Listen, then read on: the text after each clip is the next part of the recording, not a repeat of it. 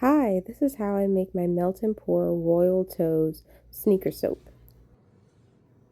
First, I melt down my Glycerin Melt and Pour and Shea Butter Melt and Pour. I mix that in with my color pigments that was already set up in my measuring cup. So this is the blue. I use the Shea Butter Melt and Pour in there. For the white color, I just kept the melt and pour as is, the Shea Butter Melt and Pour, because it's already white, so it's fine. Oh, I forgot about the freaking fragrance. Okay, well, it's all going to be on the top. I am shamefully mixing in the fragrance. It's going to be on the top layer. But you know what? It turned out fine. So I'm swirling in more white. And I'm also swirling in more blue, this time with fragrance. And I just kind of move it around. I wish I could tell you what the temperature is of these. I'll probably try this again and I'll let you know exactly the temperature. And here's the bit of the black. I kind of wish I let things cool a little bit more. And I wish I had sprayed more alcohol in between.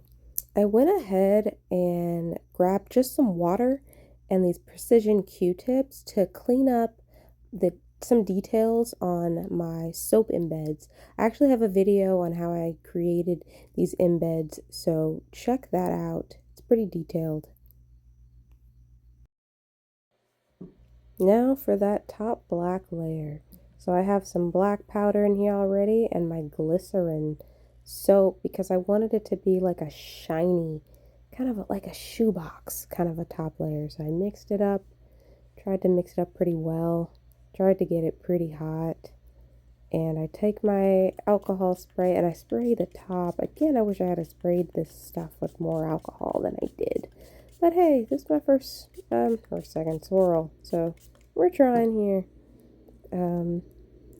I am going to try to pour it over the spoon to give it an even layer. But like, I really should have put more glycerin soap here. I'm really just using the little bit of, whatever I have left going on. As you can see, I did not put in enough. It wasn't hot enough either.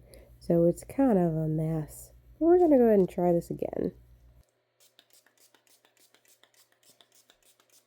This time the glycerin was much hotter. Still got a decent amount of charcoal in there for the color because I want a nice black. But this time I pour it straight over. No spatula to cool it down.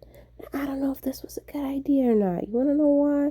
Because, okay, keep a close watch on it. It starts to bubble. Look at that. It's like boiling or something. I feel like it's somewhat piercing through, but what I didn't mention is I did wait for the bottom to fully set up before I did this because I didn't want it piercing all the way through.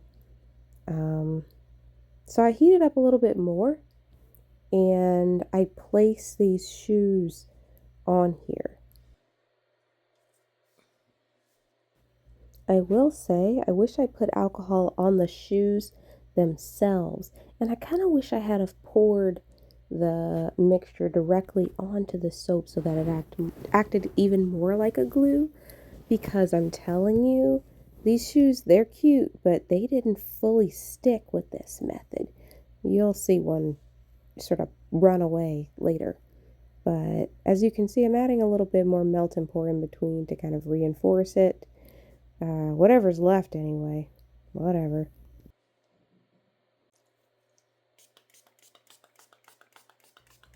Spray it with some alcohol to get maybe that color to set a little stronger. You know what I mean? Let's unveil it. It's cooled down. Shoes are lit or something like that. Let's look at the swirl. Peeled it off. Look at that. Oh my gosh. It really swirled. This is a melt and pour. No cold process here. So I take this ruler because I'm like, It's like I'm semi-measuring. It's not that even. I tried. Whatever. It's just a gift. It's fine. It's fine. And let's cut it through.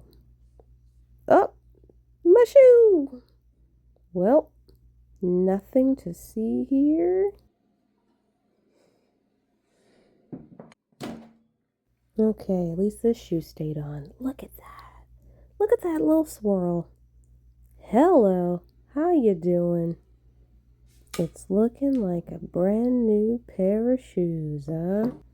Look at that. Mistakes were made, but I don't think it's so bad. Thanks for watching. Subscribe, like, comment.